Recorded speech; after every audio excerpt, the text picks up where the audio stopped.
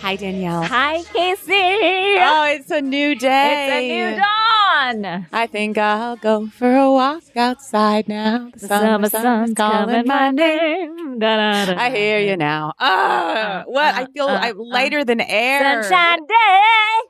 What a beautiful inauguration. I mean, Daddy, yeah, like Happy New Daddy Day, Happy as New our Daddy friend Day. Chelsea Devante said. Happy New Daddy Day. He had 17 beautiful binders on his desk yesterday. Ooh. I'm just joining the WHO and, you know, Paris Accord.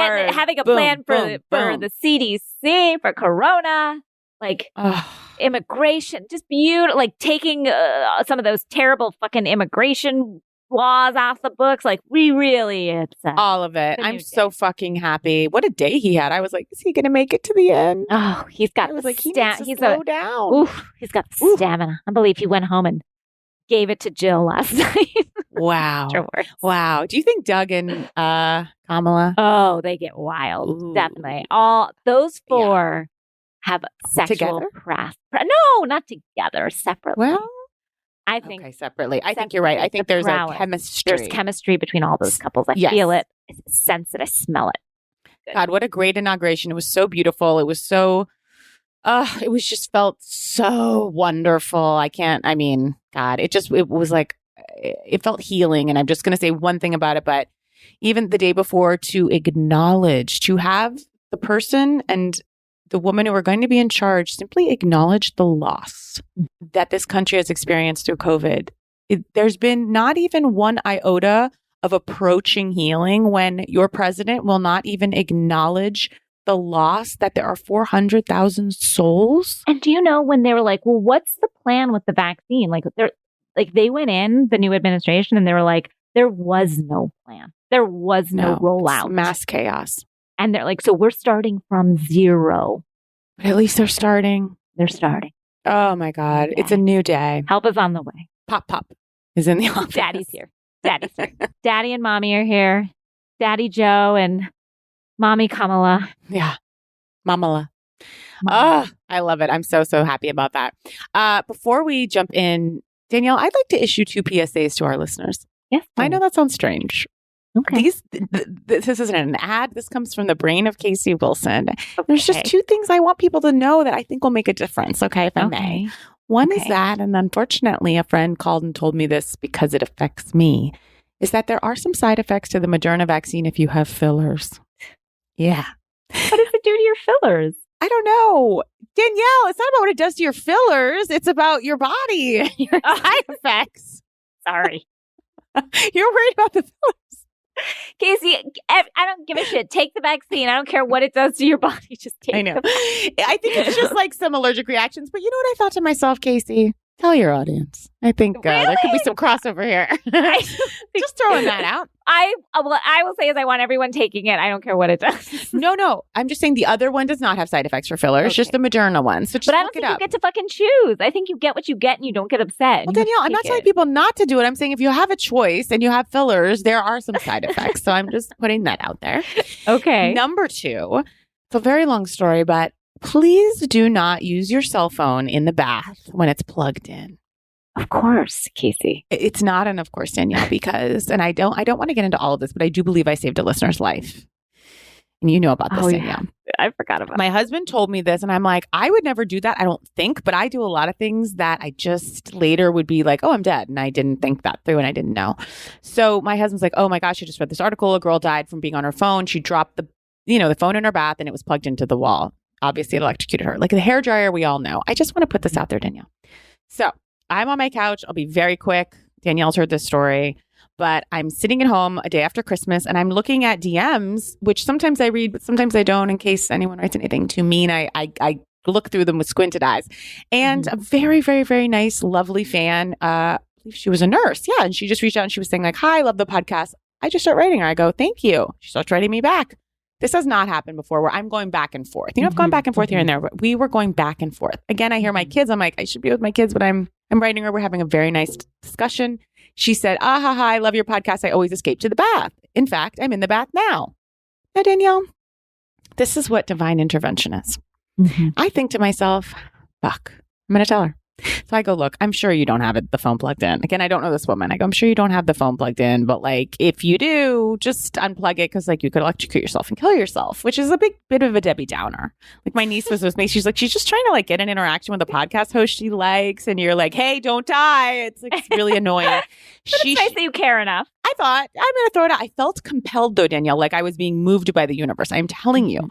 And she didn't respond. And I'm like, I'm sure she was like, all right, lady, please.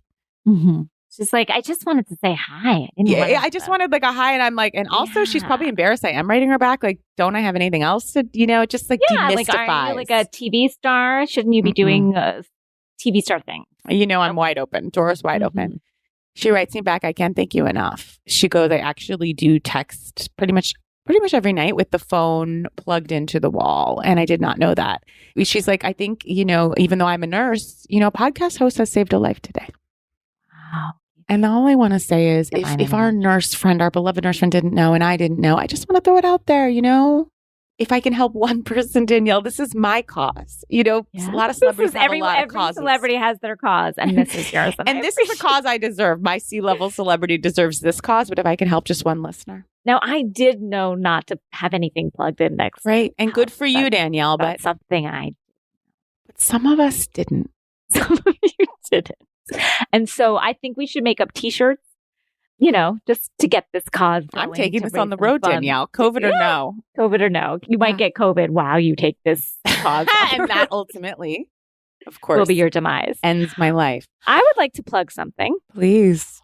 Speaking of giving, speaking of giving people some advice and something to chew on, we have some new bonus sessions that are out now. Guys, Casey and I do these bonus sessions, as you know, once a year where we kind of go off topic from the Real Housewives and we talk about life stuff. Sometimes we talk to like experts on things, people we've been wanting to talk to, but don't watch the Housewives and don't watch garbage television, so they can't come on the podcast otherwise.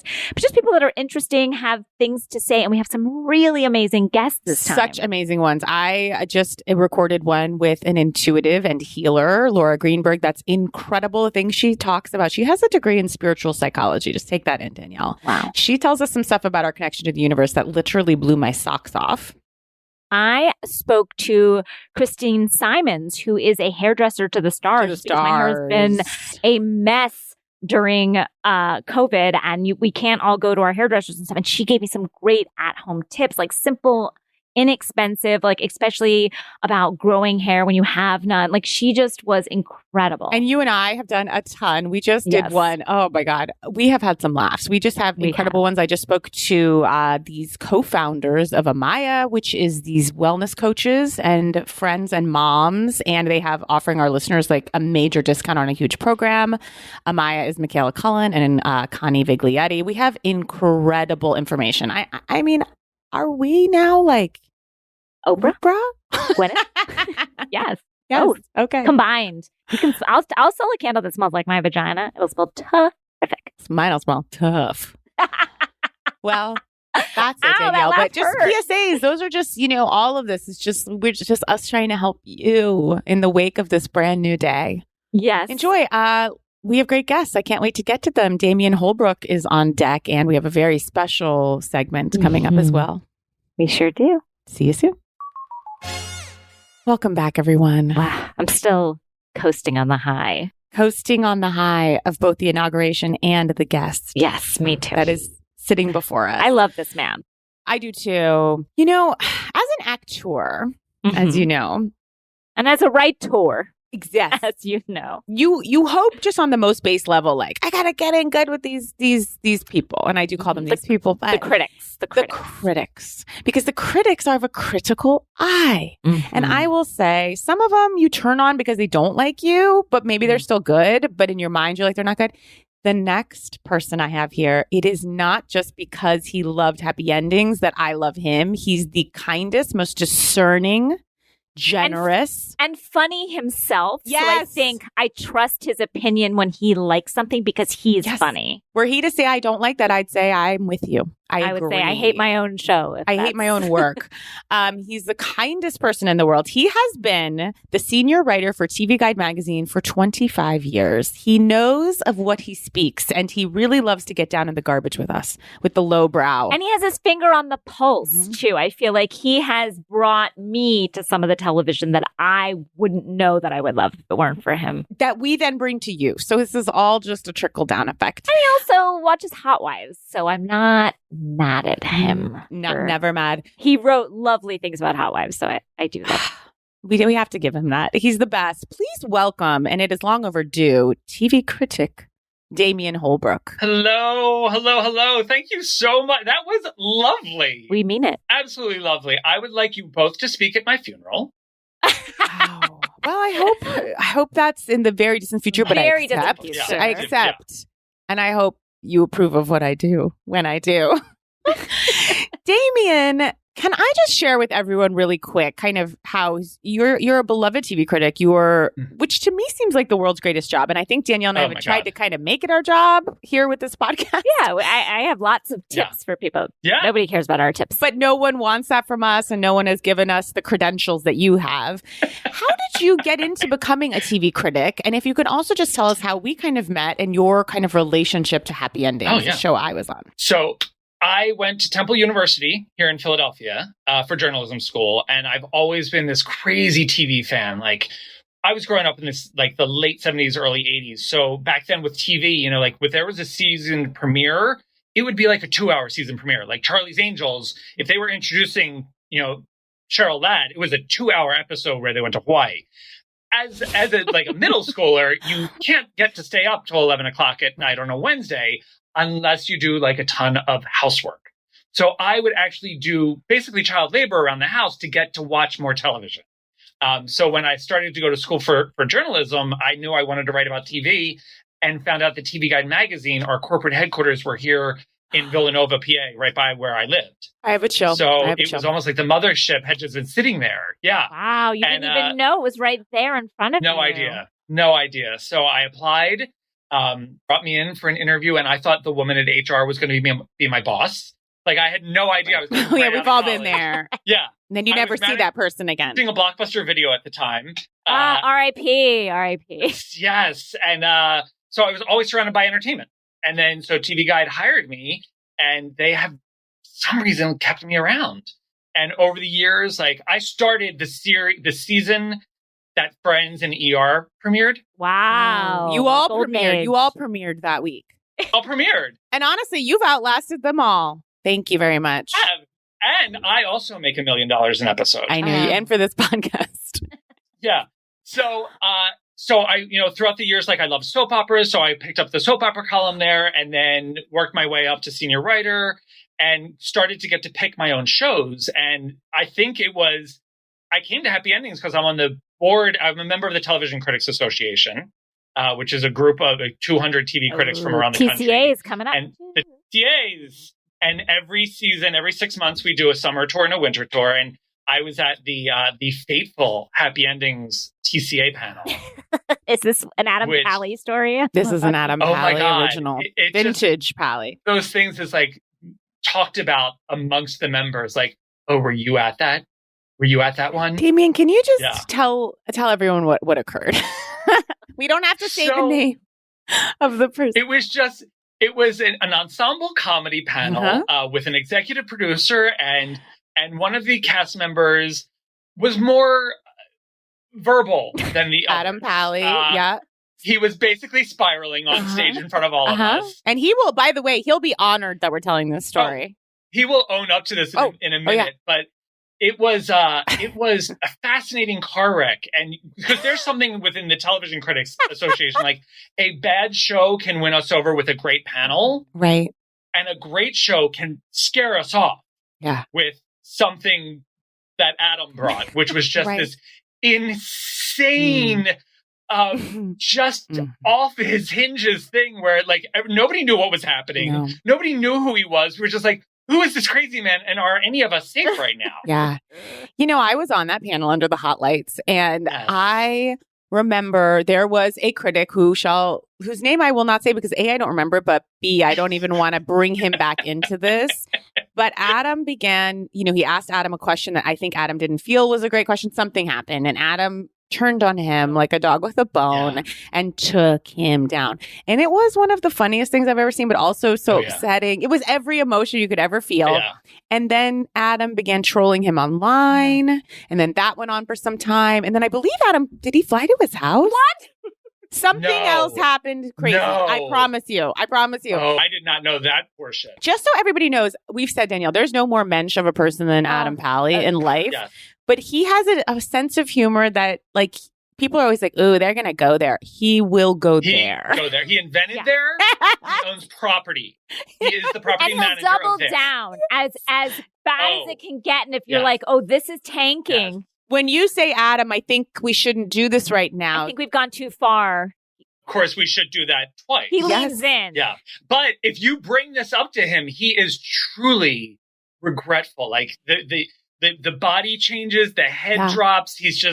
It's a moment in his life that he does not love, but so many of us live off. We live off of it because the thing about Pally is like he is such a mensch, but he has that kind of devilish little personality that I love. I mean, he's truly of my dearest friends to my heart and soul. He's lovely. But over the years, I would say he's matured. Yes. Matured. Yes. He was a very young Adam Pally. And also that panel, the show didn't premiere again for like another 10 months after that. So we left everyone with this impression. Yeah.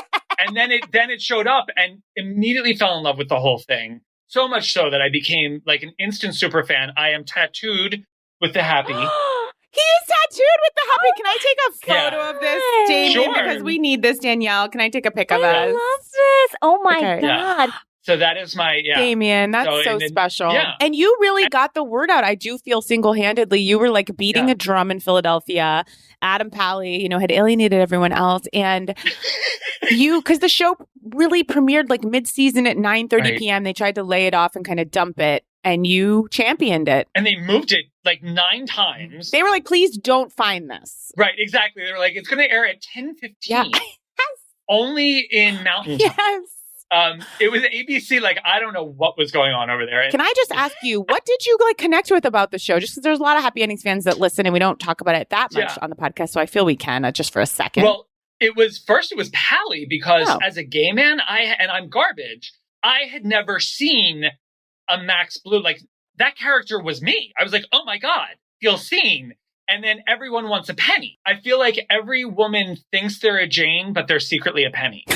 Yeah. So the writing was so on target, like the friends of the show that you kept bringing in and out, like Paul, and like everything just clicked. There were no stinkers in that show. You had no filler episodes because all your seasons seemed shorter.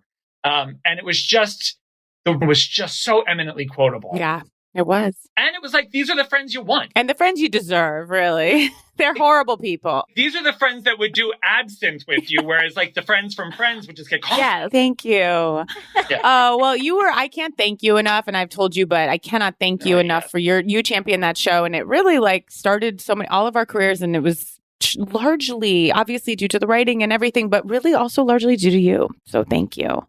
Thank you. And now we've brought you here to just talk about some even better shows. Oh my God. Some of the best comedies on television. Honestly, it's what we've got right now. It truly, there isn't much to laugh at, but then we have the Real Housewives of Salt Lake City. Like, we have the Real Housewives of Atlanta. We have Portia Williams. And like, what would we do without her right now? I really need. What? First of all, how did we get this far without Portia? And we also had her, but didn't have her like this. This, right. Like she's kind of elevated herself to almost like the Kyle Richards spot. Yes. Yeah. No, she like 2 seasons ago, I would have said Portia was history. I know. And yet, like a phoenix. What's your favorite city, just before we kind of dive in? And how long have you been a fan? So I would say my favorite, it's a tie between Beverly Hills and New York. Okay. But Salt Lake is getting in there. Yeah. Salt Lake is getting in there. And I have been a fan since Kato. Like OC, Gina getting wine thrown in her face, Lori walking around the horses. Wow. Like I've been there. I've choices. That is day one. Like, I showed up for Washington. Oh, me too. Me Like, too. oh God, I still Stan. feel like that. Yeah, I stand Washington D.C. Yeah. I do. I feel like Washington could do a comeback right now. Even Miami. Wow. Yeah. So I've never really connected with Dallas. That's okay. Yeah. It just felt like they were just phoning that one in. What about Potomac, which had a season to end? Potomac was hot this season. Amazing. Holy really Lord. landed somewhere with Potomac. Like if there's a death match, I want Potomac versus Salt Lake. Oh, wow. Okay. I think Potomac would win. Now, do you watch Housewives, Damian, like as a fan or because you have to watch TV for a living? So, like, I'll admit last night I sat down for Salt Lake and it was like a little boring. I was like, oh, this is a bit of a slog. Just as this is now our job, Damian, and we are critiques. But or Housewives, is that like your fun? Like, That's my fun. Yeah, that's my fun. And like, see, it's funny because I thought this week's Salt Lake was great. Okay. Because we got a lot of forward motion with Mary. Or not Mary, with Jen. Okay, I was like, Mary's still trapped in the closet. Yeah. Like Mary hasn't left her house. God bless her. Mary is still wandering aimlessly in her clothes. Like, right. She's like, these are my shoes and this is my hat and I don't know my housekeeper of 25 This is my collagen powder. Yeah. Right. I will say I got a hot tip from, and I'm going to read her name right now, a lovely listener. Her name is Keisha from Atlanta, and she gave me a hot tip that Mary wasn't in the original cast, that she was a friend of.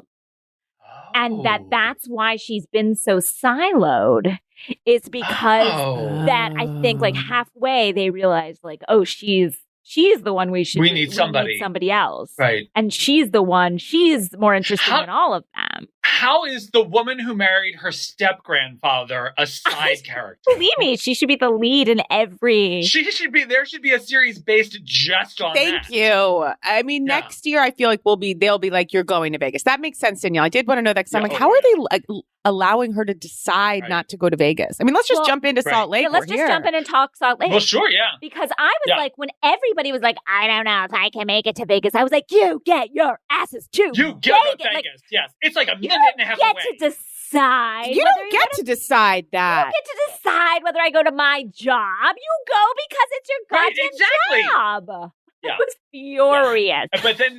But it makes sense that if Mary wasn't really supposed to be there, they don't even mention her. You're right. But this episode, it feels like there's so much that happens because you still have the date with Big Sexy or Big Papa.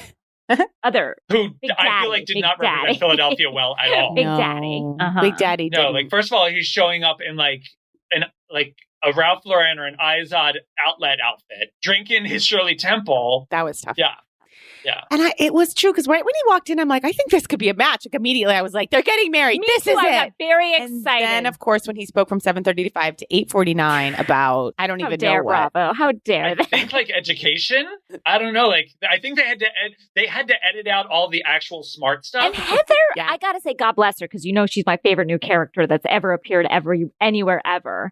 Heather just wants a warm fucking body. Like she's not. She doesn't need any. But even this guy, she just wants someone to be a little fun. She just is like, I just need someone who's gonna like. Right. She can't have someone that doesn't drink. No, she needs someone. And no disrespect. No, but for her, she cannot. No. In fact, I feel like a guy probably would benefit from being drunk around her. Yeah, she's fun. I think she's fun. She's fun. She probably cries a little bit. Yep. Yes. Yeah. Now, Jen, okay. Shamazing. I can't ever say that word. I refuse. One thing I'll say for Jen, and I know, everyone feels a lot of different ways about her, but I will say, like, I do feel like after Heather cried to her about her friendship, I thought it was nice that Jen is the type of person that's like, oh, I'm going to show her that we're friends. Because Jen knows being lonely. She gets that. Right. I mean, she's insane. And when she fell off that bar. She fell off that bar. I was terrified and thrilled at the same. And her taste level is staggeringly off the charts. Like, what was that outfit? And what was the fabric she didn't want us to know about? When she was like, are those pants latex? She was like, don't worry about it. I'm like, what? I am worried about it. Like, yeah. Is it? It looks horrible. It looks like it might be patchwork children's skin. Can I ask a question about the shopping spree in Vegas with Heather and Jen? Because Jen was taking on the shopping spree, but was she paying for it? Was she paying for it? No. She just set up the access to the shopping. That's what I was wondering. That was it. I felt like she goes, I'm going to buy you. Didn't she say like an outfit?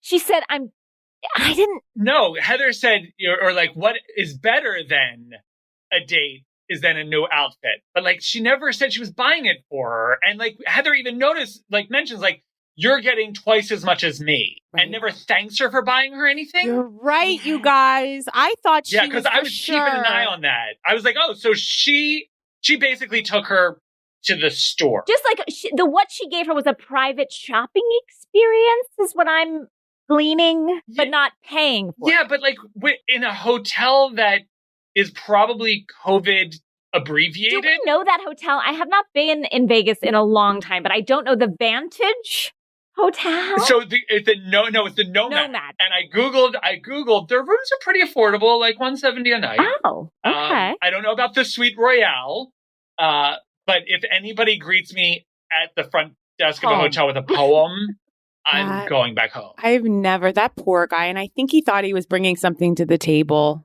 Like, this is it. Because, he's probably like, he's like, my friends watch this show, like, I'm going to give it. And then it fell so flat. Yeah. Very flat. Yeah.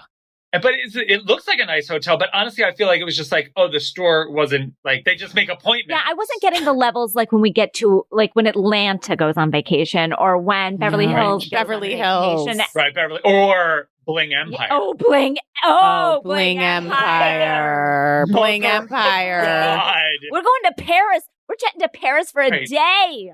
I'm shutting down Dolce & Gabbana to pick out shoes. Finally, a show with real money. Like, the housewives, God bless them. And I don't mean any disrespect. I know we're in an economic downturn. However, it's like there's not even houses on the housewives anymore. About the members of Bling Empire. Like, every time I go into a housewife's home, I'm like, how long are we going to be in this? Because it's a house of cards. Is the floor going to fall through? I start looking. Do they have any artwork on their wall?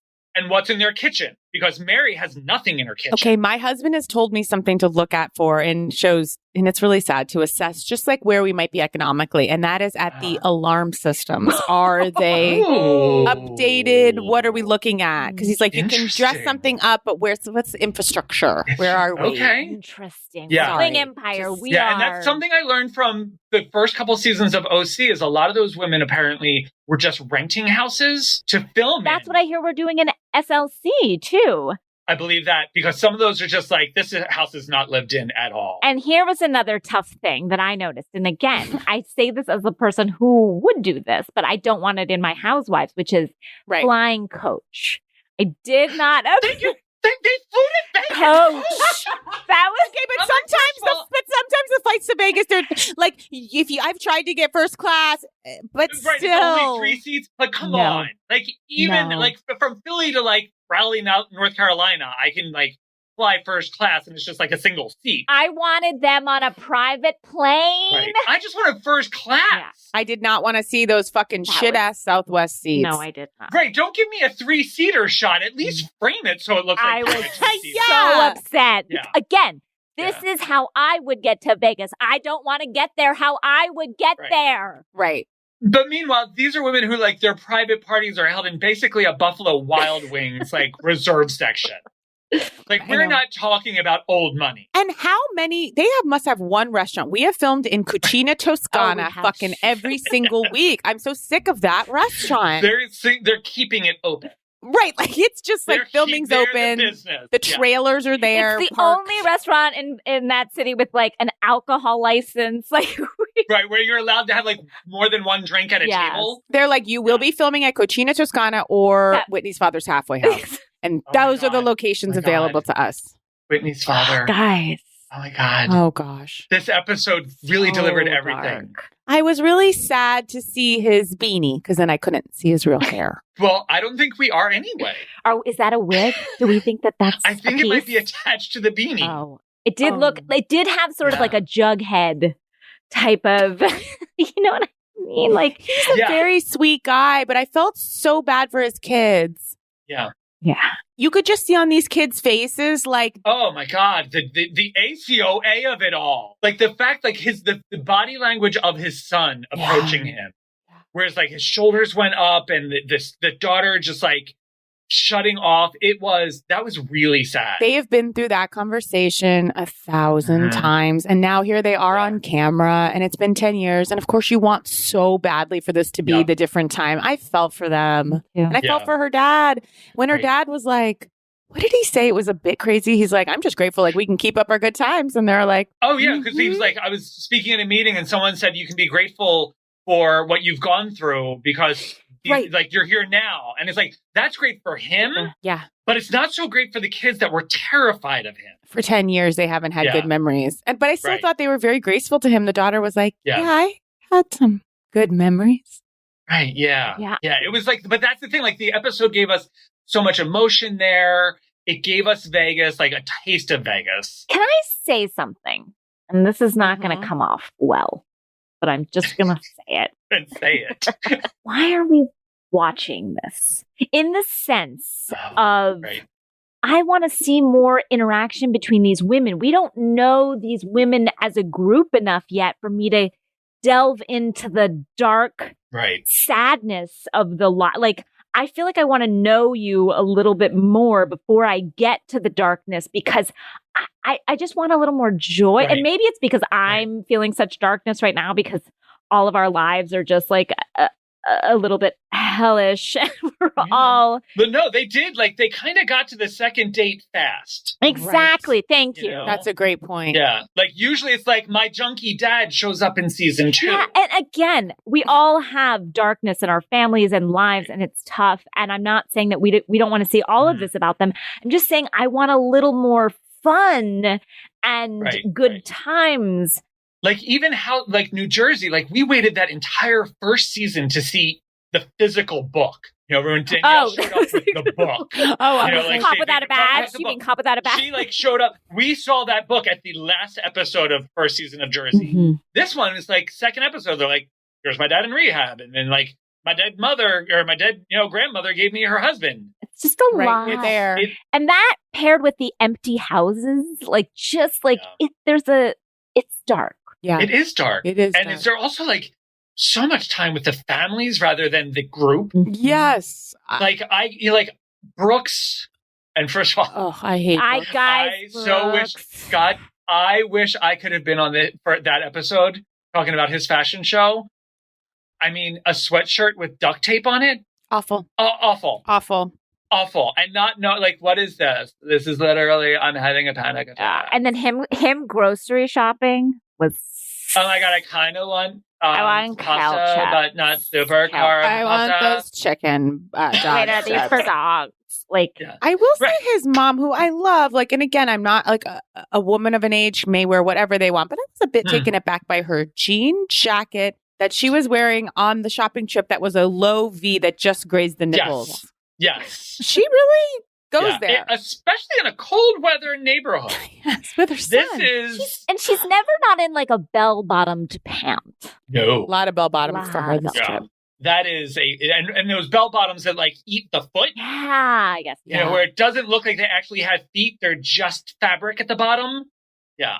And also like so much with the tendrils. The tendrils that she pulls down in her front. It's like, push it back. Whitney's got a lot of tendrils happening. Whitney's testimonial look with that red dress. The cracked out Jenny McCarthy look.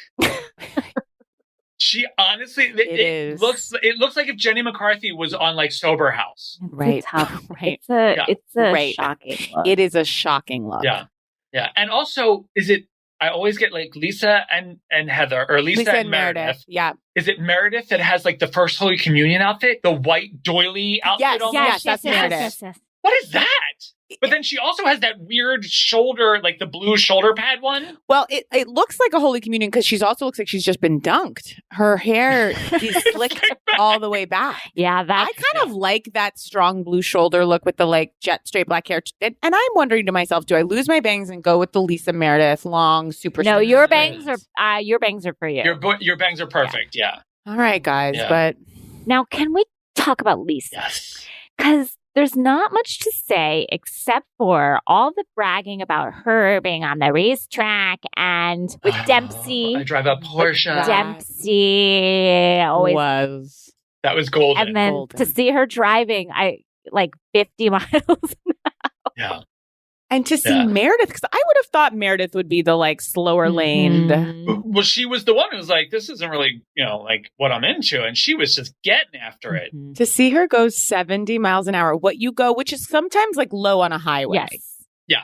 Was shocking. That was really shocking. funny. Yeah, that really And given permission to open it up.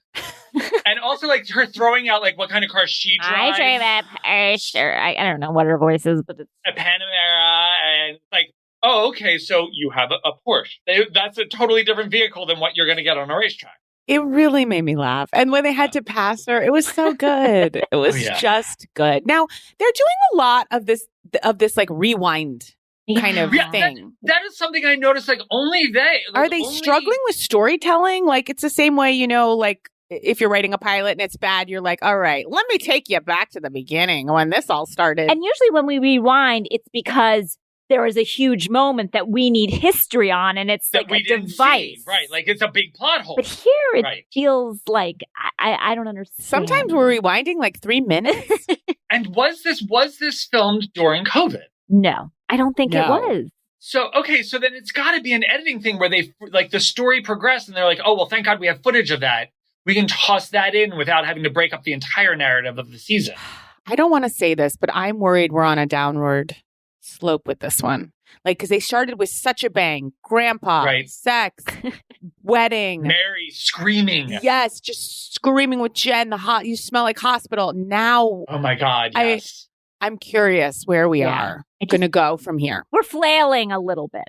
It could be Jen absolutely going into a rage blackout and destroying an entire city. I'm here for it. I mean, the minute Jen gets one drink in her, you saw her at the little shopping spree that I'm accepting now. I thought she paid for all that for her friend, and I see now that was wrong. Yeah.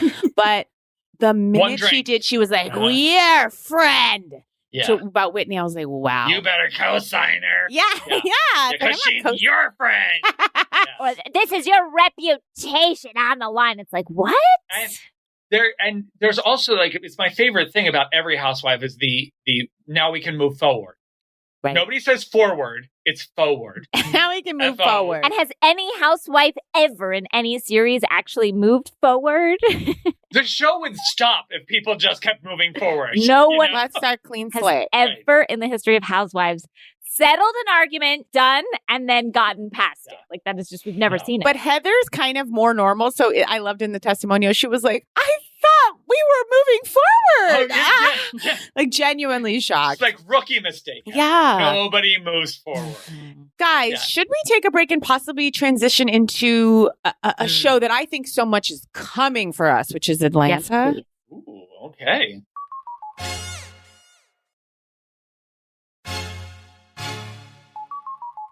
We're back. Now, before we start Atlanta, Damian, and we can happily cut this, but we do feel we have to ask you, were you a template for the character in Mean Girls?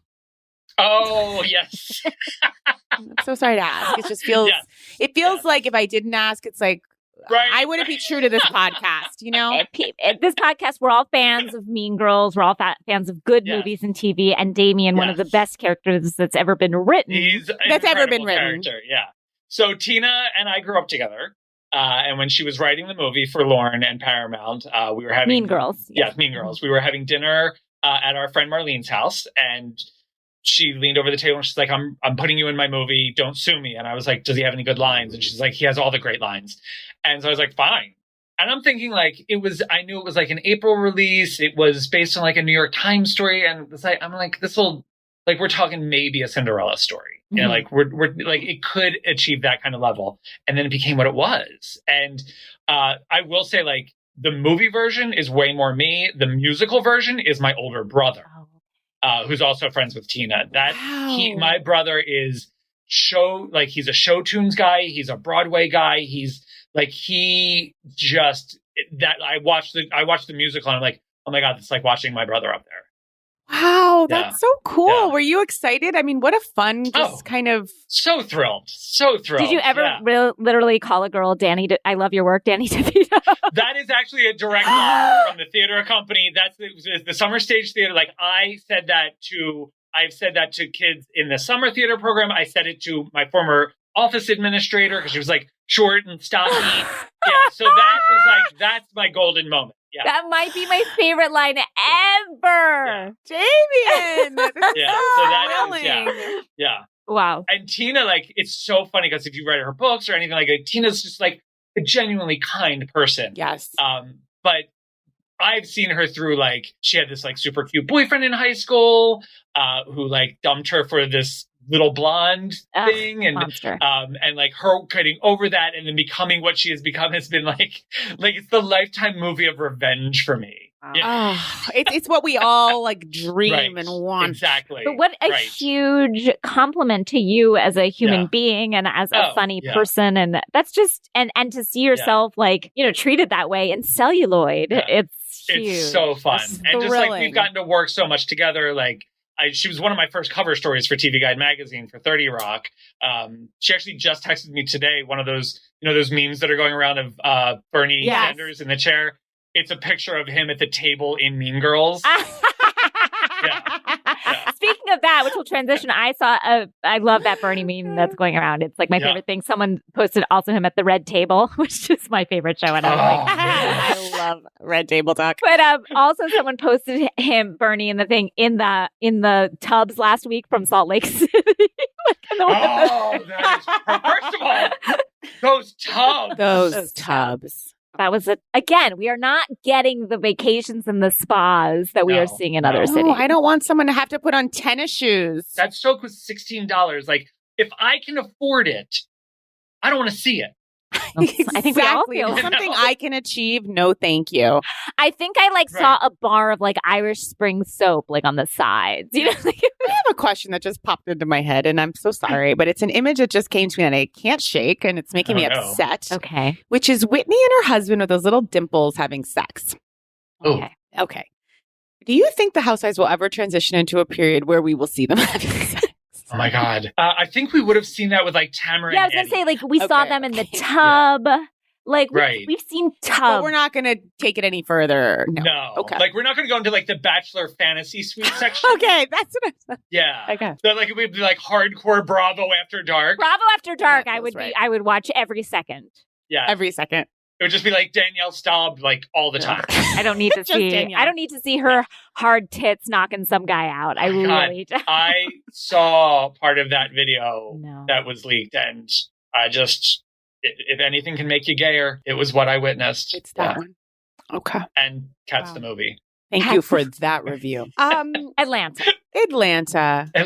So I actually think that a little bit of the flip from what I said personally about Salt Lake, which is like, we're going along. We've got this, we're battling COVID. We got a lot of face masks that people seem to think on this and Dallas that the shield will prevent COVID. It does not. It's doing nothing. But I also appreciate I can see their faces. So it's a double-edged sword. But I will say, I think where we are headed, I'm scared. Did you see the coming up in the next 2 weeks? The epic, when they tease a trip for the next couple weeks. Yeah. That's like a 3-part like this is the 3-part reunion kind of thing. This trip is gonna make or break the season. If you're not fucking watching Atlanta, and we said this last year about Potomac, and we were right, you get your ass and just get to wherever we're going. It seems like we're just going like next door to like Tuscaloosa. Yeah, I don't know where to go. I think like they go to North Carolina. Or South Carolina. We're not going in these times, we're not going far. But guess who is gonna take a luxury way to get there? The ladies of fucking Atlanta. They're going to be flying goddamn coach. They will show up.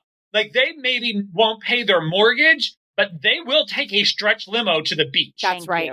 Thank you. And what is going to happen there? We've got Candy and her sex dungeon thing. We've got people sleeping with prostitutes. We've got possible cast members sleeping together. We've got people not talking about what exactly happened. We've got audio footage, but not visual footage. Strippers. Yeah. It's going to be so fucking good and explosive. Yeah.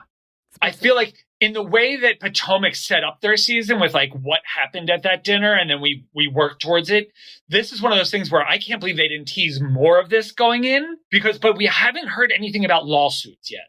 No. And that's always the good sign of a trip. Right. Right. If there's a lawsuit.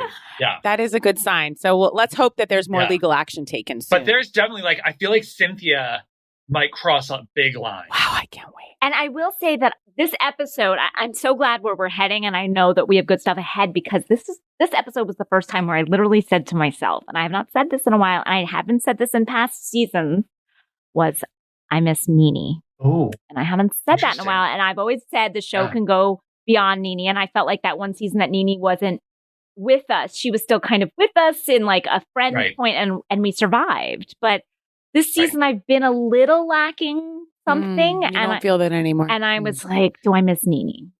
Okay. And this episode in particular did feel more stagey. Where there wasn't a lot of happening. It was, some driving scenes and the daughter on the phone all the time. It wasn't until the last act that there was something really happening. The Candy Cares thing was really lovely. Yes, sweet. So sweet. And I love Candy for that stuff. And she is someone that does stuff. She really helps people. She shows up. Yes. I do love, I wish to God they'd put up a tally of who donated what. And I know that's based, but it's Candy, just tell us. Andy will make Candy tell us in the reunion, but Kenya fucking putting everybody down. Mm-hmm. And what the hell is going on? She's so jealous of Portia. Portia said, I showed up on time for charity, not to get a photo op. They're all on the show. She won't let go of the Portia thing. She will not let go of the Portia thing. And it's almost like it's her storyline. But it's not going to serve her. It's not going to serve her. And that's what she doesn't see, What she should be doing is focusing on Marlo. Because Marlo has the juice. Marlo could easily slide right into that Nene spot and really pull it together. I think so, but why are they holding back with Marlo? There's something we don't know. Yeah, why won't they give her a peach? I think we should ask Andy that. That's a good I feel like question. Andy That's worth would an know. email. Or is it like a Nene thing? What do you mean? Well, I feel like maybe because when, hold Nene, you want to hold some of your cards. And it's we don't want to give Marlo a peach because we could still get Nene back. Okay. Because it's all contingent on whether Nene's side hustle falls apart or not.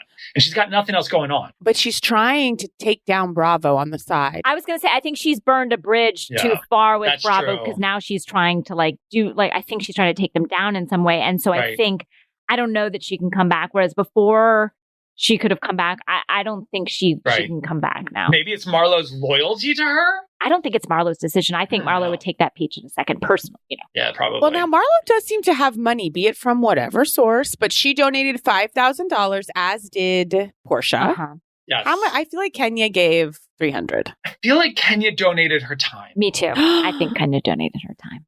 I feel like Kenya, and that's why Kenya was being can we get working? Everyone stop talking. Let's do this. I feel like she was trying to own up, basically pay her dues and do actual work because she wasn't putting cash up. And we will find out soon enough. Yes. Portia, I felt, spoke for all of us in a line that really had me laughing when she was talking about her and Dennis and what's been going on with them during the quarantine. She's like, in quarantine, I picked up 20 pounds. While I'm fighting with him, my back fat is splashing on the back, and I'm mad when someone takes the ham from my house. Oh, when she said, I'm mad when someone takes the ham. The ham. And then she kept saying ham. Yeah. And again, you're right, spoke our truth. Mm-hmm. And, nobody on any of these shows has talked about, putting on the COVID weight. Just Kenya and her. Yeah. Yep. And can you imagine the food down in Atlanta? Oh. I would just be you know what? Just deep fry everything, bring it to my house, contactless delivery, and check on my heart rate the next morning. It is so good, that food. But when I lived there, I gained so much weight that summer. The food is so good. Yeah, good down there. So fucking good. I did really make me laugh when Portia also said to Cynthia, because Cynthia, Mike Hill wants to invite Dennis to the wedding, which is just, I'm like, are they really friends? Okay, fine. Right. Portia's like, please don't invite him. We're not in a good place right now. And then Portia says to Cynthia, I'm leaning on you and your coochie credit to work this out for me. Yes. Pull out those credits.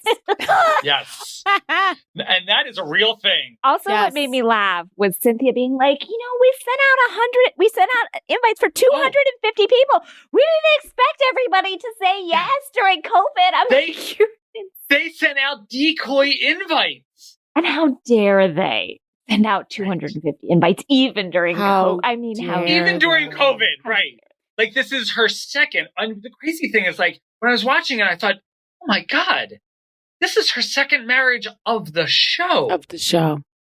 Cynthia has a very, we love her dearly and we want to think she's the most normal, but she has she has that model selfish streak. She just does. Yes. Where she does feel the world revolves around her. Mm-hmm. And when she sees that it's starting to revolve more around her daughter, she does not handle it well. Noelle. But it was almost disturbing to me watching her in the background and on the phone. I'm like, oh, this is the new addiction. Kids are just like, she doesn't look up. I know. And then when her mom was like, or when Cynthia was like, I can't take a photo, I'm driving. And her daughter goes, oh, yeah, sorry. Yeah, I guess. But then Cynthia's like, but let's pull over. Right. Let's get that selfie. She's like, but don't worry, I will remedy the situation. Right. I'll also send you some filters for that. I want to say I'm all set, Drew. Thank you, and exit, please. Is Drew on another show entirely? Yeah, is she is like Mary. She's siloed in her house. I know. I don't understand why we're not she's not with the girls. I wonder if it's COVID. She's living with her elderly mom. I think she's like, I'm going to film as much as I can at home and I'll join you on a trip. Right. That's what I'm thinking. But to that, I say, I'm so sorry. You need to leave the show. I will just say, we'll see you next season. See you next season. Come back with it when it's safe. You think I want to fucking go to set next week, sweeties, and take my mask off in the goddamn epicenter here in LA? No, but I'm going because I owe my fans. Show up. I don't oh, you're setting off balloons? Great. Congratulations on killing those birds. Yeah. I have to say no to things, but then I take myself out. I exunt to the left. Exactly. This True. is not, I don't need you on FaceTime. I need you out there with Candy Cares. Right. I don't need you calling into Candy Cares. Yeah, Show care up a little. Hand out some lettuce. When's Drew going to care about us? Can we also talk about how Candy, again, put Ace to work during Candy's She's never. I loved it. I do too. I love it. I'm just saying Ace is the work. Ace works harder than anyone. Ace works hard. Yeah. If you're in Candy's orbit, you better be hustling. Except unless you're Riley. Yes. Unless you are Riley. Then just get that inheritance. And I agreed with Candy over her hair and makeup team who were saying you have enough money. Why would you want money from your husband? Because it's her money. Hers. And because he makes money too and he should pay for his kid. It's also the fucking principle of it. And it's also show your kid you love them. And I'm not saying that money equals love, but. And then you'll advocate for them. Totally. I don't care if Candy has $1 billion. It's not right that she does everything. Yeah. And I didn't even like Kenya. Was it Kenya who shaded her with the escape line? I don't remember. Like, oh, we all need an escape, but just not the candy kind. I don't remember that. I don't know, but Kenya was throwing so much shade at everyone. Yeah. When Kenya pitched the trip away, when she pitches the trip, she says, we all need an escape and not the candy kind. And I'm like, come on now. She had a career. Now. Yeah. Oh, she had a huge career. I mean, she still does. Yeah. She's making bank every goddamn day. Kenya's in a tough spot, and I do think Kenya, and I don't mean weight like wanting to look good, but Kenya is a major, she works out like crazy. She does, I think, get a lot out of being fit and looking good, and that's her sense of self. Kenya's not in a good place right now. She's lashing out. It's like so many of us, yeah. And also mentally going through that stuff with that horrible ex-husband or soon-to-be ex-husband. I understand the place she's at mentally, but we love Kenya so much. Just so to see her striking out at people that don't deserve it right now, it just feels like it's not a good look. It's not a good look because we want to root for her. We want to see the comeback. Yeah. And it's a shame. It's a shame. But you're right. Drew showed up and I was like, oh yeah. Sorry for your loss, dude. And where the hell's LaToya too? Unclear. She mentioned her. Kenya said LaToya and I spoke about a trip, and I was like, do we have a rewind for that? Yeah. Can we hear more about that? During these COVID times, I'm sure it's hard to film, but I don't know who's coming or going. And I found it interesting that Candy mentioned Eva. Oh, I liked Eva. I like that they're still friends off camera. Didn't like her. Didn't care. You didn't, but really? When she would get angry, I know that everyone was like, oh, she's just so casual shit. But when Eva gets mad, that fight with her and Marlo, when they were in that 2 seasons ago, was one of the funniest fucking fights I've ever seen in my life. And if you didn't know Eva from America's Next Top Model, which I did, then you don't know Eva. Right, and you don't know Eva. And then I don't know Eva, and I didn't like what I saw. Yeah, I thought because I thought she was going to come in and bring major attention, and then she was trying to get along with people. I'm like, oh damn it, sweetie, we want Mean Girls, not to bring it right back to you. That's what we need here, guys. Damian, before we let you go, we have a little segment that is very special that we'd like to bring two people together, kind of two icons. Two television critics of different sorts. Of the more amateur variety, but who knows? Because I think any minute now. She's turned us on to some of the greatest hits, including a show that just runs in the corner of your television, TV Guide. The TV Guide channel, I think it was. Basically it just gives you a channel guide, and like more of an ad. But it's like a 30-minute ad. We haven't had her back in such a long time, and we're so excited. Please welcome my sister-in-law, Shira Caspe. Oh, hi guys.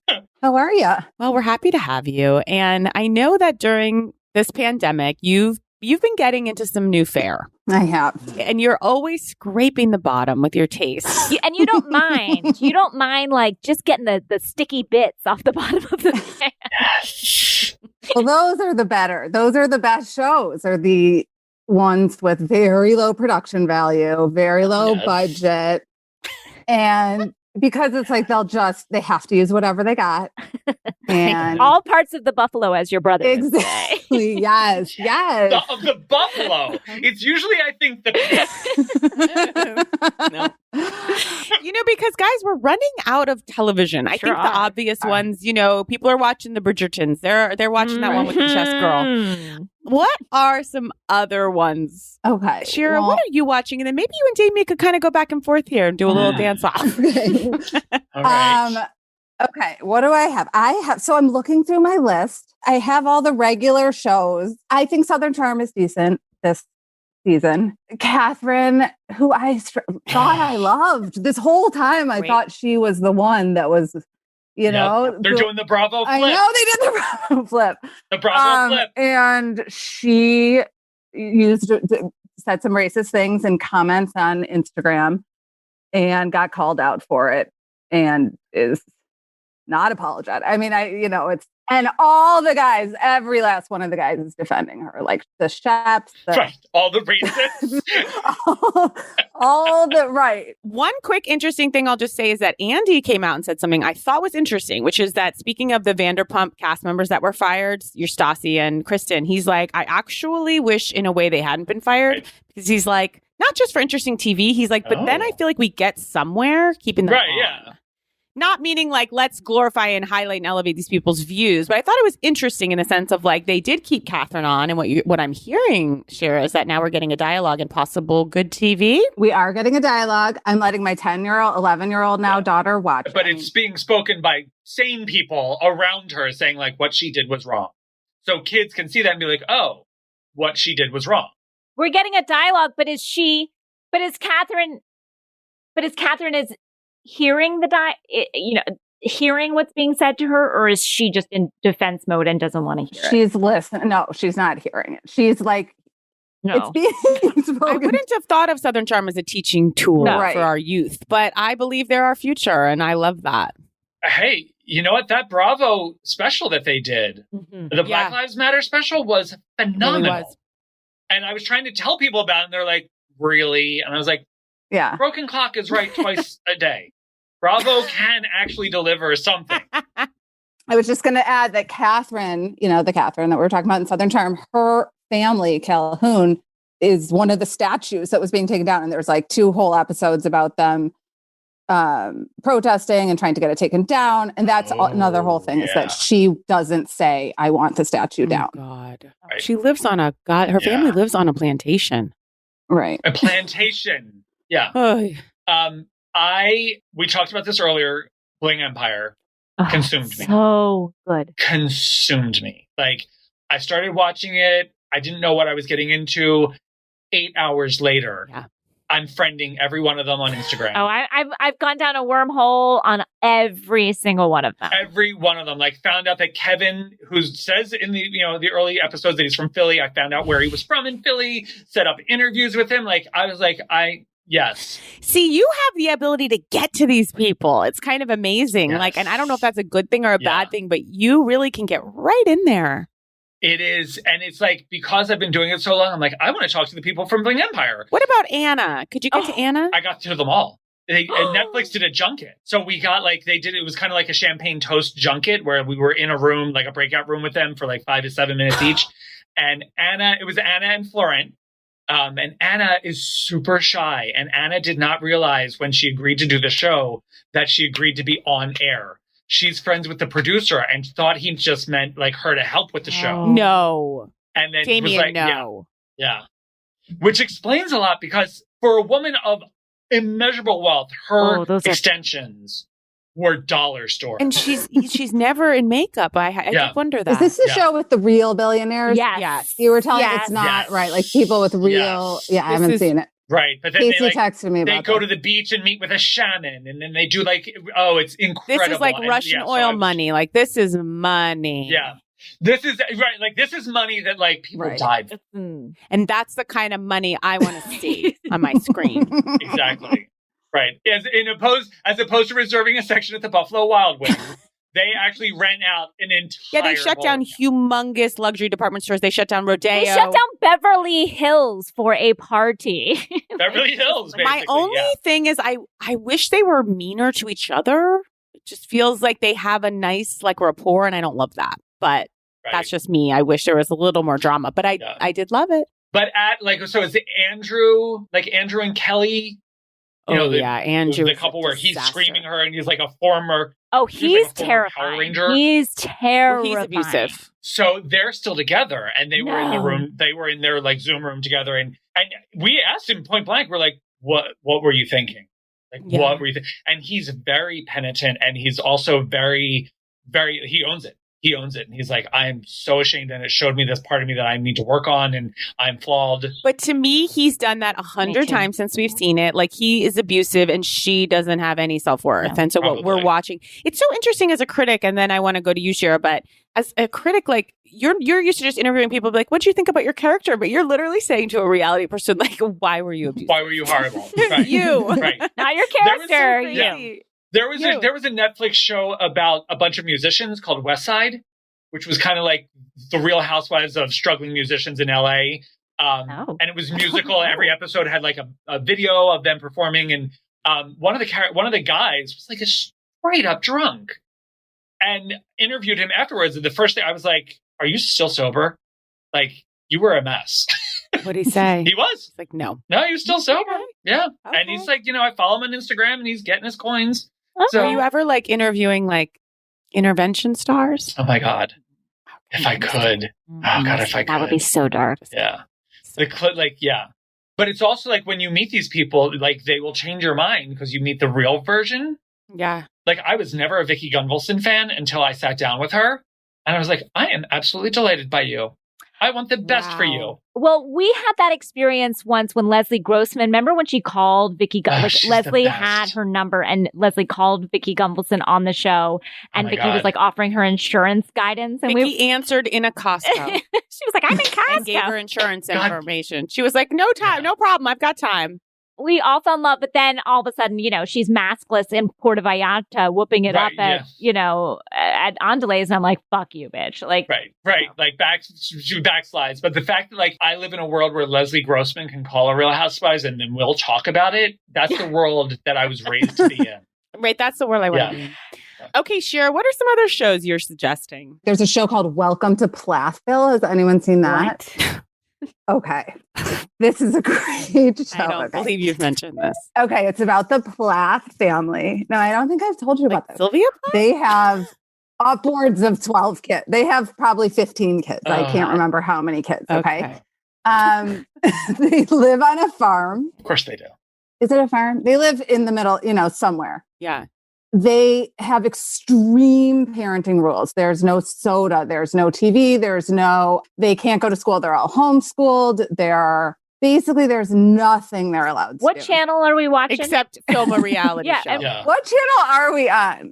Right. And then the second year they get off, there's been 2 seasons. The second season, which is on now, they get off the farm. And where are they get on to? Anyway, but this is the big thing. So within the 12 kids, first of all, they're all gorgeous, especially the older ones. They're very attractive. Oh, okay. I like that. So the older 4 are out of the Plath. They've told the parents to fuck off. They've left. They've gotten their own homes in the town, the same small town. They live like blocks away from each other.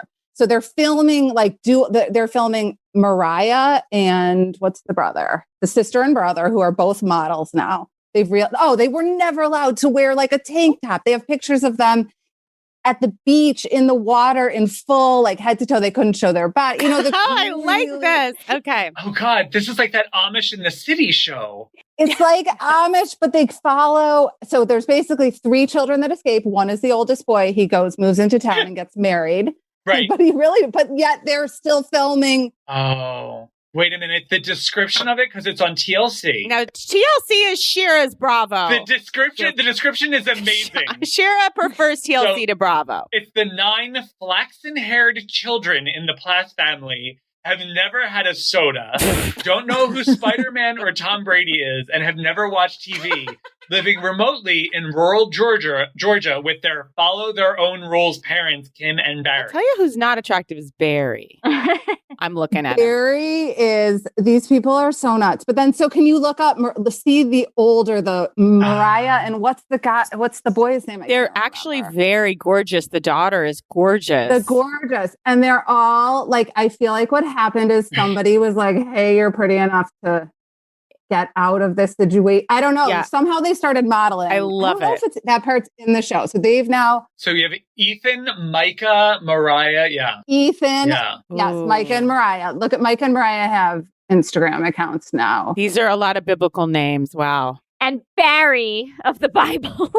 And Barry of Deuteronomy. Barry. So strange. Where do they find these people? I mean, the daughter has a prayer they have little prayer closets in their rooms and they go in their prayer. Like Carrie White? The older ones, yes. Wow. Okay, that's beautiful. Thank you, Shira. Welcome to Plath. Now, you told me the other day, you're like, oh, I have a new show for you. Oh, I can't say it around your daughter. So what show were you speaking of then? You were like, I can't even say this around anyone. God, I don't remember. Because your daughter and I, if I can make a quick plug, because I'm in a bubble with just your family, and your daughter and I have been watching, I would say 100 episodes we've now seen of Dance Moms. Oh, wow. I know everybody's been into Dance Moms, or they're not into it, and they think they've made their decisions surrounding it. I don't fuck with Dance Moms, but Emma's so happy to have Casey watching it with her because she loves it. We live for it. Okay, I know everyone's probably seen it, but the dances that Abby Lee Miller, this abusive, racist dance coach, has these kids do, they are the best. She's like, this week, we're doing Amber Alert. Then she goes, this week, we're doing 9/11 tribute dance. These girls are like 6. And she goes, where have all the children gone as a dance? Where they're all abducted. Oh my God. Then she has a dancer. She's like, you're driving, texting, one of you's killed. Go. Oh my God. I mean, it is the best. Then she has them. They go to Detroit and she goes, in Detroit, we're going to make a commentary on the city. We're doing a dance called From Riches to Rags. And she has them dressed like hobos with like dirt on their faces. It is the most astounding. She is so abusive. I know what everyone's thinking is like, we've seen it, but please go back. And if you haven't. Are these new? These are new episodes? Season 8 has come out. There is no season 9 because Abby has finally been canceled. Okay. And I know that's controversial and I'm asking us all to go and bone up on the canon, but it is wild. Is this the season where they have the footage of her like fleeing a theater in her scooter? Yes. And riding at top speed in her scooter in New York City because she's in a wheelchair now, motorized wheelchair, trying to get into a Baskin Robbins. That's it. Yes. The camera crew can't find her. They're on foot screaming, she's down on 34th Street. They find her. Then she's just wheeling herself into a police precinct to file a report on one of the moms. It's the greatest show you'll ever see. Please. Child abuse. It's like a fever dream. Yeah. Anything else, Shira? I've got some non-TV shows that I watch, which are just things that I sort of go back to. That what's a non-TV show? Okay, so first of all, I want to say that our friend Chelsea has this podcast. Has she been on yet? The Celebrity Book Club. Yes. Okay, Celebrity Book Club. And I was listening to her. This is like an example of how this. So I was listening to her thing about Mariah Carey, and they got into the Mariah Carey breakdown when she went on TRL and all that. So that's the kind of, so I'm listening to that. And then I'm like, let me open YouTube. Let me look at this breakdown again. Cause it happens in a moment in time. We all remember it in a certain way.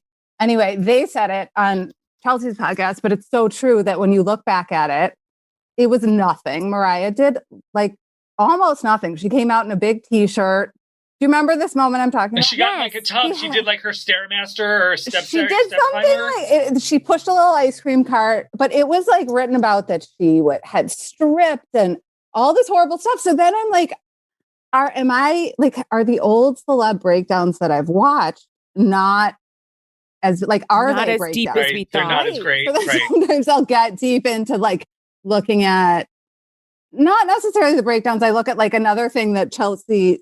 Sorry, I keep talking about that podcast. I love it. It's so good. It's amazing. She reviews celebrity memoirs. She did one on Delta Burke. Oh. And that whole thing with her weight and like what? So I get into like, I'm looking for the Barbara Walters interview. I watched that for an hour on when Delta was on in the, 80s. Right. You're really going back into the cultural annals. Sometimes I watch old, one thing I like, this is kind of dark, is like, okay, like old videos of killers saying they were innocent during the time before they got caught. Like, oh my Chris God. Watts. Okay, like, you know what? Look at Danielle's face. Do you know what I'm talking about? I know this is dark. Okay. The search history that could get me indicted. Because there's that moment where they think, where they go on and they do the interview at 2020 that weekend after the wife, whatever it is, like the Chris Watts interview of It's the Chris Watts. Yes, exactly. That's what started it. Exactly. And then there's also, but like Scott Peterson's got a whole video of him outside his house. Good. Like, anyway, so I get deep into stuff. And so and what are you enjoying when you're watching it? You're thinking, I know they did it. Right. Like, I know it's like they're saying it, but we know. So it's like after the conviction. Like, I like to watch. You're shame-based operating system, and you love watching somebody who you know is wrong and got caught.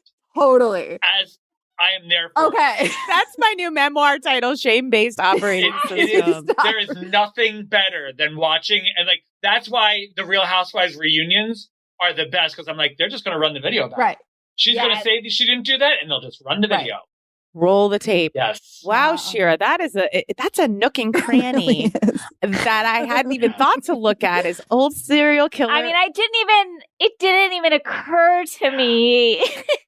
But you're right, Shira, because YouTube, and I don't mean to sound like a grandma, but a lot of times I don't think to go back and let me give Brittany a look when she's coming out of the barbershop. Like, let me just give certain things a look. By the way, that one was, I look at that. I feel that for one her. was very dark. Oh yeah, that's a hard one to watch. Yeah, that one. But Mariah was like, whatever. I don't know. She was like, if she wasn't a woman, I don't think that would have been a whole thing. I really don't. Speaking of Mariah, you got me into the reality show of her. That was fairly recent with the dancer and the dancer. Yes, yes, it was her E-show. Her E-show. Yeah, her E-show. I don't think I watched that. It was so controlled. I'm imagining if Mariah made a show, it's probably so controlled. It's where she had like puppies delivered. Like she ordered puppies for like an event. Yeah. Yeah. It definitely doesn't. I wouldn't say it feels under control. No, but I think she thinks it is. Right. But there was a loose plan, and then she was in it. Like nothing gets on the show without her, though. See, that's why I like the real low budge ones, because the people have no control. It's like if you do something, you want them exploited, right? Exploited, exactly. Right. I mean, that's you want them with no rights. Yeah. Yes. You want them to have to sign away everything. Right. Exactly. Like, oh, we're putting your name in this show. And they're like, you can do it all. And they're like, okay, well, we've run blood tests. We've actually found your real parents. We'll be revealing that on air. Yeah. Wow. Okay. So, and then within that goes your Joey Buttafuoco interviews and your Amy Fishers, all that stuff, the Barbara Walters, Are you down the Lorena Bobbitt sort of that story? That just keeps showing up. Yeah. I played field hockey. With a gal whose father was his lawyer. And that was very big when I was in high school. It was like, wow, we know the daughter of the lawyer of Mr. Bobbitt. Yeah. Okay. 2020 is a good treasure trove, it's sounding like. And Barbara Walters. 2020. Oh, and Larry King. Did I say Larry King? He's had anytime that there's a big, I forgot one big show that I've been watching. This was definitely on my last list, but I went back to it recently.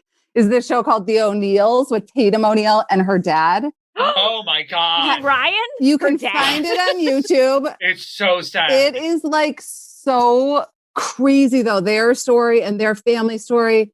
She has so messed up. Oh my God. It's not. Because Griffin, the junkie, and then there's the division with the father. And wasn't there a restraining order against each other for a while. The dad pulled a gun. Like beat on the her crap brother. out of him. Don't you remember, this was the darkest part of that whole story, was that at Farrah's funeral, Tatum showed up, but he hadn't seen Tatum in so long he didn't recognize her, and he hit on her. Yeah. Okay, so all that is in this show because they must have, they must have needed money or something because they really gave everything. Like, it's so sad. They gave it all they got. Maybe it's a little sad. Maybe we should take this one off the list. That's a sad one. I have been anyway, so then, but from there you get to like the Larry King interview when Tatum, had her whole thing with John McEnroe. I don't know. It's like all these so you moments trickle in into history. all that. I'm like, she must have gone on. But it's smart because it's like there's a pandemic. We don't have TV. We do need to go back, actually. And there's so much. There's so much to go back to. Like, and because of so many streaming networks, like you can find anything. Like I started rewatching NYC Prep. Oh, that's a great show. Yes. which I felt like a perv when I watched it the first time around because it's like basically human veal living in New York and like having no curfews. I watch it now. I'm like, these children didn't even shave yet, and they had their own show. But then you start watching Gallery Girls because of that. You got to go to Gallery Girls from there. And I also would like to go back to the text, Long Island Princesses. I really would like to. Princess of Long Island, right. There should be a network that just plays all these. I guess it's YouTube. Shira, I think you need to start that network. You do. You go to Mob Wives and you I love Mob Wives. Did I say Jersey Shore? There's a new Jersey Shore where they've all grown. No, you don't think you can. This is the thing I never thought I could. You don't think you can, Damian. But then you do it, and then you're like, oh, okay. I have a friend, a dear friend named Ryan. My friend Ryan, he's in my pod. He was unblemished. Like he doesn't have an Instagram account. He doesn't tweet. He doesn't do anything. He's just a contractor. He's awesome, but he's not into this. Okay. One day we were like doing an outdoor barbecue kind of thing, and we ended up catching up on episodes of Salt Lake City.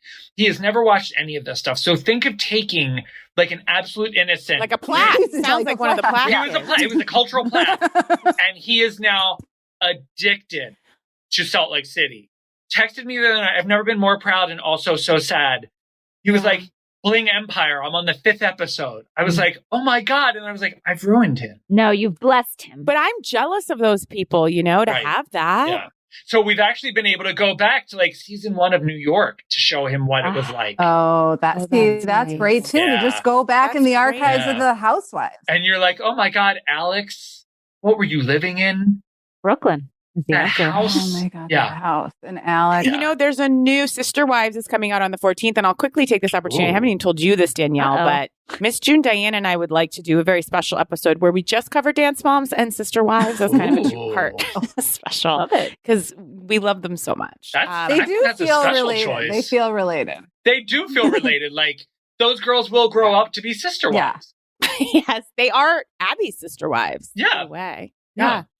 You know what show? I'm just going to leave us on I think a good, very, very good show. I know that I've gotten into that everybody watches like literally but me, but is Search Party. Oh, it's so good. It's so good. Incredible. Yeah. Have you seen it, Shira? No, I haven't seen it. It's so amazing. Now, Shira, with love to you, you don't watch like your Successions. And I totally watch Succession. I love I thought you didn't watch that. No, I did watch that. Maybe I'm thinking of something. Okay, did watch that one, but that's the soap opera. That's just it's a soap opera. Exactly. You're right. What you mean to say is like I don't watch your like. Well, sometimes I'll say like a show, and you're like, oh, I haven't. Right, like people are like, oh, that's from Mad Men. I'm like, don't watch it. right. Like there are a couple cultural touchstones. If it doesn't have like less than 25 on Rotten Tomatoes, you're just like not interested. Right. Like you there's want nothing less attractive to me than Prestige TV, where they're like, oh, it's Prestige TV. I'm like, so it's boring. So it's bad, right. or not funny, or I will say, I think Search Party is like one of the greatest shows of all time. So I'm just throwing that out there as a highbrow but fun. So good. So good. One that I'm loving and that I would suggest everyone check out is Kenan.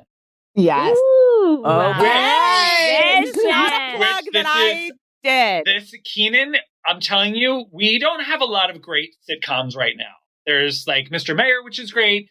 ABC has a couple strong ones. But there's not a lot of great comedy right now. And Kenan Thompson, first of all, national treasure. treasure. Absolute national treasure. And I just interviewed him, and I had no idea because it took forever for me to get a screener for it. So it was not until I looked at the screener that I found that Mr. David Caspe is involved with the production. And Danielle just informed me that she is a writer on the show. And it makes absolute sense because, as we know, I loved happy endings. It has not that sensibility, but what it has is that tone. It has that jokes per minute kind of thing. It's a very joke heavy, funny, unrelentingly funny kind of thing. And Keenan is so lovable and likable. So lovable. Chris Redd is great in it. Don Johnson is great in it. Kimry Lewis is amazing. So Kimry Lewis, thank God someone snapped her up because I feel like she was underappreciated on Single Parents. I went to NYU with her. I just have to say that. Amazing. You know. So I want, and also this is a show that got picked up May 2019, and we are finally getting it. Look, this COVID has been tough on everyone, including this. And yes, David, Shira's brother, my husband, we are biased, but created it with Jackie Clark, who's incredible. Like just the funniest woman of all time. Danielle, we've been friends with Jackie for like years and years. It's genuinely such a fucking funny show. And Fortune Feimster is on it. And she's like my comedic icon. And also like a very interesting entry point for the show. Like that he's a widowed dad of 2 kids. And then it's very strange. I've not seen a lot of comedies that have, we've seen comedies where like the wife or the husband has passed away, but dealing with the idea of getting to that point where you're able to laugh about stuff. Yeah.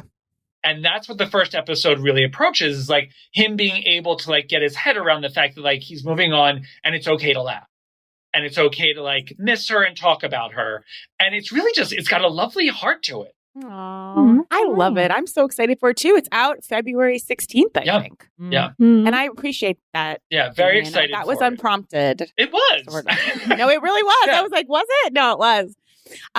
Shira, you don't recommend Keenan, right? Because you want to troll back into the archives. Right. You were like, I would like to see a murder interview. You're like, if Keenan murders his wife. Has he ever witnessed a murder? Did Keenan murder the wife? I, of course, I'm excited for Keenan. I have not been given the first episode. That's all. I've texted Dave for it. Oh, okay. Wow. So no, I've written on the show and not seen an episode. Okay. So. Yeah. And it's one of those shows where like, for me, because like Keenan's so lovely and he's been working so long and so good and everything, when you find out, you're like, you want it to be good. And you want it to be good. And then my favorite thing about my job is being able to say to somebody who's doing a show that it's actually good and not be lying about it. You know? Right. To actually be like, no, I really like this, and be honest and genuine about it, because there's a lot of bullshit that you have to tell sometimes in an interview. Totally. And Keenan deserves a great show. He really does. The greatest guy there is. Yeah. Oh, good. Well, I love that. Well, maybe we'll end on Keenan. We might let our 2 guests go, because then Danielle and I are going to go on to talk about Dallas, which we'll just say a few brief words on. Damian Holbrook, you're the best. Thank you so much for everything you did for Happy Endings. You're such a wonderful person. Thank you. And as are you. And I can't wait for your book. Thank you. And I loved all your insights today. Yes, it was important for us to have a real critic on. Thank you. Thank you. I'm at your disposal anytime you need. And I hope you didn't mean real critic as to say that my sister is not a real critic. No, I would say that she's the realist, because she is the people's She's the voice. realist real critic. She is the people's voice. Yes. People's Choice Award. Yes. You know, there was the People's Princess. She's the people's critic. Exactly. Well, Shira actually has a new business that is not her being a television critic, which I think could be a third business down the line, but Shira has opened a jewelry company, which you design your own jewelry. Oh, nice. Stylists are snapping this stuff up. So are celebs, not just me. And so am I. I have gotten earrings, necklace. It's the only place that I now want like gifts from. So every like birthday, everything. I still have my eye on the Capricorn pendant. So I'm just gonna see. Yes, and she's named hoops after Danielle and I. Maybe Damian, maybe you'll. Wait, what is this a brick and mortar? Is this a website? What's going on here? This is called the 10. Where can we find your jewelry, Shira? We're online. We're on Instagram and we have a website, the 10 jewelry. It's lowercase THE and then the number 10. And yeah, go check it out. Best. They have the most gorgeous pieces, all gold, which is Shira had to quote, educate me on gold. I had tell me that holds its value, guys. You can melt it down and make something new if you want, or if you run into troubled times. And that was something I don't normally think about when I buy hoops. Right? Yeah. You can melt it down if you run into troubled times. Absolutely. But you won't want to because the pieces are so extraordinary. Damian and Shira, you guys are the best. Thank you for being here. Thank you for having me. I'm looking at Shira's stuff right now. It's gorgeous. Aww. Well, she makes these hoops that are so cool, and they say like you can get something to say on either of them. For instance, like you have a pair in gold. It's one says spring and one says Steen, like Springsteen. I love that. Or you could do Biden Harris. Exactly. You can get your name. You can get anything kind of done in this cool script. These gold hoops. She has. The necklaces are sick. The chains are awesome. I also want an earring. You have earrings where you can have it. I want an earring that says Sid for my daughter. And they'll make anything you need. Thank you, Damian. Thank you, Shira. You guys are the best for being here. Danielle and I are going to take a little break and we'll be back with Dallas.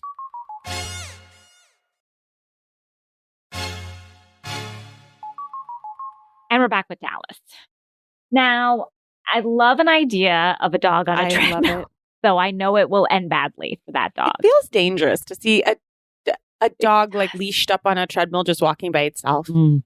Even when I'm on the treadmill, I'm like, every time I'm like, I might not survive this. Like, so I'm going to like. I mean, I've fallen off one. Yes. And they're so dangerous. I knocked my whole face onto the thing. It's very dangerous. And so to see a little, Pekingese or whatever that thing is.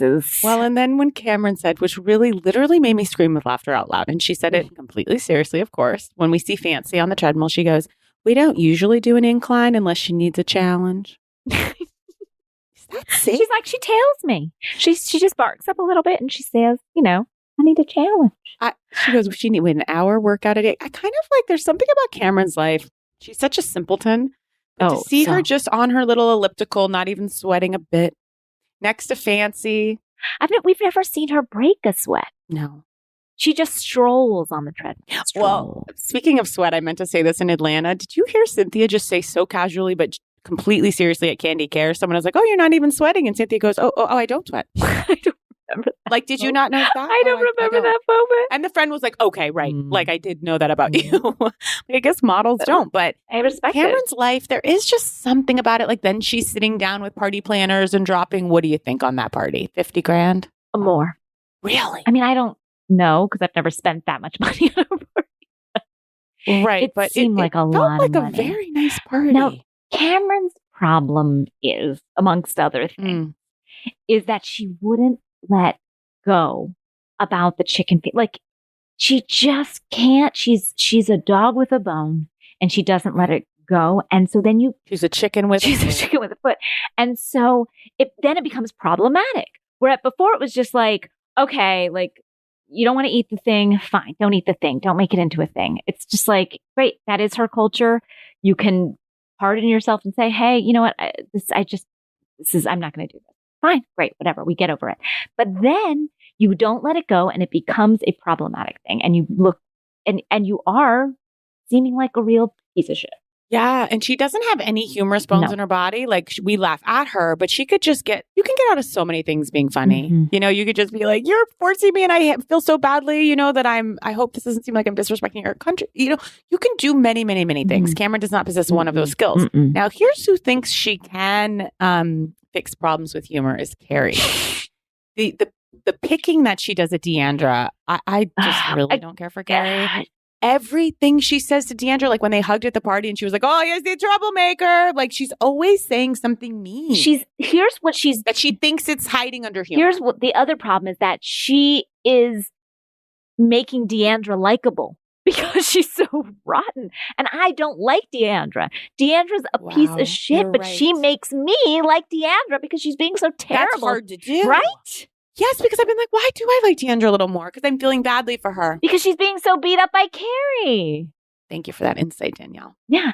And I will also say that to know that our friend, our Dr. Tiffany, has a TikTok channel where she makes fun of her mother was a surprise. You know, I like Tiffany. She's wearing on me a little bit. Well, I like her. She's giving me everything I need right now, which is looks, brains, but also not Beauty. enough self-awareness to know that, like, oh, this is, you know, I'm doing exactly to them what they did to me. You know what I mean? So, like, we love that. I just can't hear the phrase anymore about how much she works. Like, she's what do you call it? She's hitting the same note with me over and over and over and over, but I still like what I'm getting and I want her there. But I would like to check out her TikTok. If I had TikTok or knew how to use TikTok, I would be checking out her channel to see her comedy, to see her character reel, basically. Her comic stylings. I did thought that she looked so beautiful at the Saint-Tropez party with that reddish she's lip. gorgeous. When Cameron was going after her, it did make me laugh when Cameron kept being like, it's nothing to do with China. And she's like, actually, it does have something to do. I was just like, No, Cameron, oh my God. But she looks so beautiful, Tiffany. Oh, Tiffany is stunning. And her children. I think Cameron looks incredibly beautiful in that testimonial look with the purple eyeshadow and the pink. Am I wrong? I disagree. I'm just taken with Cameron, and I know she's everything wrong. Oh, yeah, she's completely problematic, but we are watching. She her. is calming to me, Cameron. Again, it's Because a simple she's life. I just feel like she's so. It's the simplicity of like not knowing, not wanting to, not know, even wanting to ask, not caring. And even when her to husband was know. like, "This is going to sound so terrible," and everything I like against all my values. But when her husband was like, "There's just some things like I don't tell you because I don't want to worry you," I was like, "That sounds nice." Like everyone tells me everything to worry me and make me fix it. Cameron's not in charge of her own life. And so she doesn't know. She just floats. And we are in charge of our lives. There is not a decision made in my house that I am not aware of and I am not privy to and that I am not doing myself.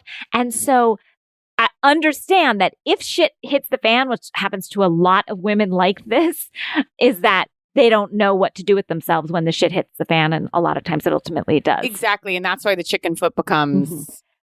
Now, Carrie has a very annoying quality. And I have it maybe 1% of it. But of like, if she's partying, she really needs everyone else to party. What is it in that? What's going on? I don't know because I'm not that person. I don't need people to party with me. And I have been.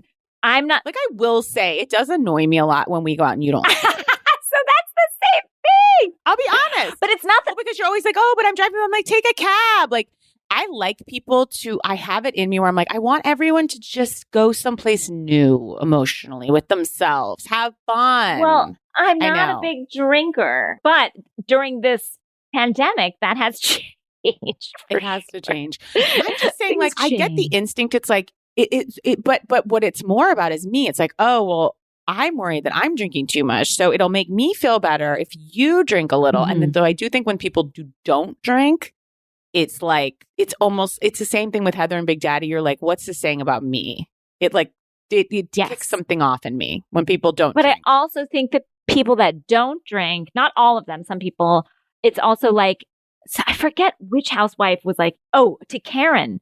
Don't you remember? I forget who said to Karen on Potomac, like, are you afraid what you're going to say when you drink? Because some people don't want to let loose because they don't. But that quality is what I don't like. It's like, because it just, to me, it's like, I don't mean you. It's just like, you're so tightly wound. When are we having fun? Like, when are we letting go?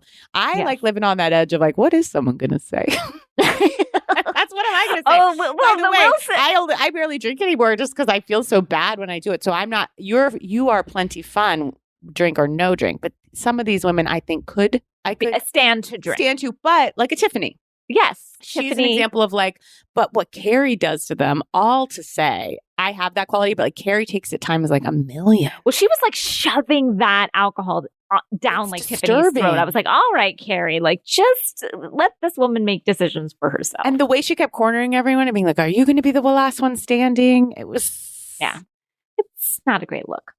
And like her and Brandy, clearly their connection is alcohol. Like, yeah, you don't want your connection to social lubricant. Like, you don't want that to be your connection to someone, is that we're always the drunkest at the party. I don't think totally. And everybody connects with each other for like different things, but it's just like she was so hell bent on not kind of being the only one to go nuts. I don't know. It just felt a little sad. By the way, she looks incredible for 50. Oh my God. She looks fucking great. I hope I look that good. Legs, her body in that photo shoot, I was just floored.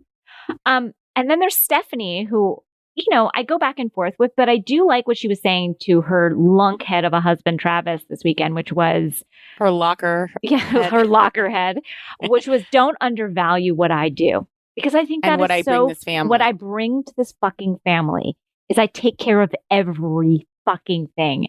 And I don't like that being a stay-at-home mom is undervalued in any way, shape, or form, because you can tell that is a woman that pulls that fucking family together. And without her, everything would fly apart. And that is a huge fucking deal. And it is not respected and it is not acknowledged, but it is huge. And I don't care that they have money, and I'm sure that they have help, but it goes beyond that. And I feel he undervalued it even when she was saying it so seriously. And I hate men like that. He revealed quite a bit about himself this week. I always thought he was, you know, I was like, oh, I like him. Okay. You know, whatever. But I was like, ooh, I don't love this guy. No, he's certainly not the worst we've seen. All we've seen is terrible. And I do believe he loves her, but I was like, oh, when push comes to shove, he wants her making dinner. And he's like, he's funding what he believes to be her little forays. Yeah, but he doesn't respect her mind. And I don't care for it. Yeah. And it makes me sad when I hear women say a lot, which is like, I want to get back to who I was. Yeah. There is it's a very sad statement. More sad statement to me. And I know that we've all felt that at times in our life, but it makes me, and to disparage her when she's saying that, like, I just totally, it like strikes. I really like Stephanie, and I think she's kind of a tragic character because she's so peppy and up, and like she was so supportive of Carrie during the photo shoot. Like, she really is a nice person. Yeah. And I mean, the amount that her and Cameron call each other girl is like, hey girl, hey girl, hey girl, hey miss girl, hey girl. Listen, girl, when you said girl, when you said the chicken foot, I was like, ugh. But I think she's a really nice person. But I think, as we know, there's like a very deep well of sadness there. Agree. But I have a real love for Stephanie. I have love for her as well. You know, I went back and forth, but I do have a love for her. I still find Brandy to me one of the most terrifying housewives we've ever had. Why? She scares me. She's unhinged. Yeah, I think she's a bully. I think she's a bully. I think she's a bad person. I think she scares. I think she must. In the way she laminated her COVID form, which I wanted to say so many things to her. Maybe it's just living in LA, but just so everybody out there knows, rapid tests are only 50% reliable. So know that in both directions. Then it's like she probably is hot off this plane from fucking Florida. Then she laminated it almost to be like, so you guys are comfortable with my form. It's like, her fuck whole off. Thing about like, I gotta make everybody like. Here's my 6 feet. Yeah, it's like, this is your problem, not everybody else's. Everybody, like, shaming people for being nervous about this deadly disease. Like, fuck off. Like, I'm done. I know. Done. I know. She's gross. I'm not saying she's not good for the show. I just don't like her. I don't think she's You're good right. people. You're right. I mean, there's so many bad people on the show, but she really strikes me as evil. I'm interested where we're going. I feel comfortable. I feel happy. I'd like them all to take COVID more seriously, but I'm just going to hope that those party planners had been tested before they sat in that big room together. I'm just like, am I the only one that's taking this seriously? Like, it just... Every hug that happens on every show, I shudder. It's not a fun place to be. Anyway, Casey, Another week. We have next week off. A new president. Thank fucking God. We have next week off, but we will be back the week after. Great guest. Wait. All right. See you soon. Thank you, everyone. See ya. Thank you, Bye, Renee. everyone. Thank you, Caitlin. Thank you, Airwolf. Thanks, Danielle. Thank you. You know, I got a comment from someone on one of my social medias last week that they get annoyed that I don't thank Casey. I wrote that. Did you put that? And to them, I say, thank you for your comment, but I will not thank Casey. Yeah, that's right. And I appreciate that, beloved fan, for looking out for me. So thank you for that. Thank you. All right, everybody, have a great week. Bye, everyone.